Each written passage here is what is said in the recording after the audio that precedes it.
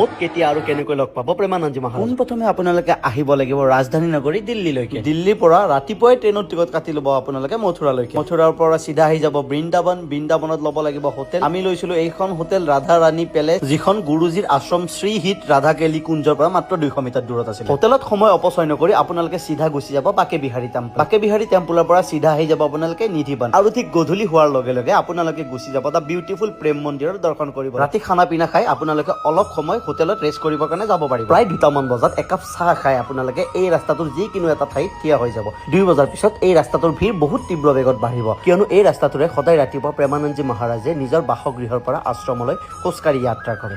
আৰু ফাইনেলি ৰাতিপুৱা 4টাৰ পৰা 4:30টাৰ ভিতৰত আপোনালোকেও সাক্ষী হ'ব দেহা মন হাত পেলোৱা এই অপূৰ্ব দৃশ্য।